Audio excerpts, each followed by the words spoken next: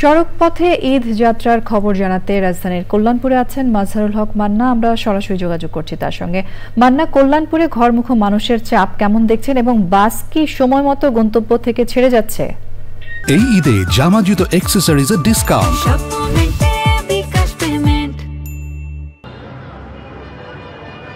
তামিনা, আপনি যেমনটা বলছিলেন যে আমি এখন বর্তমানে কল্যাণপুরে আছি। আপনার যদি একটু দেখাই পেছনে প্রচুর মানুষের ভিড়। আসলে শেষ মুহূর্তে যারা এখনো বাড়িতে যাননি, আপনারা জানেন যে সৌদি আরবে আগামীকাল ঈদ এবং ধারণা করা হচ্ছে পরের দিনই বাংলাদেশে ঈদ উল ফিতর উদযাপিত হবে এবং সে কারণে আমরা দেখেছি শেষ মুহূর্তে যে কাউন্টারগুলো আছে কল্যাণপুরে, প্রত্যেকটা কাউন্টারের সামনে অসংখ্য মানুষের ভিড়।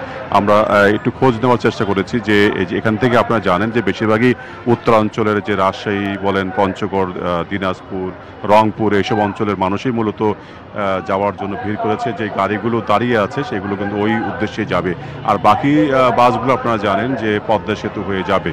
তো যেহেতু এখানে পঞ্চগড়, ঠাকুরগাঁও এবং দিনাজপুর, সৈয়দপুর, রংপুর, বগুড়ার গাড়িগুলো যাবে এবং শেষ মুহূর্তে আমরা দেখেছি যে যত রাত হচ্ছে যাত্রী কিন্তু বাড়ছে। আমার ধারণা যে ওনারা বলছেন যে 12টা-1টা পর্যন্ত এখান থেকে গাড়ি ছেড়ে যাবে, তো সেই পর্যন্ত আছে। এবং আমরা দেখেছি যে রাস্তাঘাটে পুলিশ বেশ তৎপর আছে, আইন শৃঙ্খলা বাহিনী তৎপর আছে এবং যারা গাড়ি আছে তারাও কিন্তু আছেন, তৎপর আছেন। সার্বিক অবস্থা এখানে খুবই ভালো।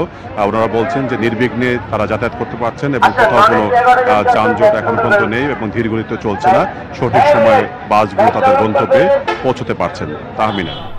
জি মান্না, আপনাকে ধন্যবাদ।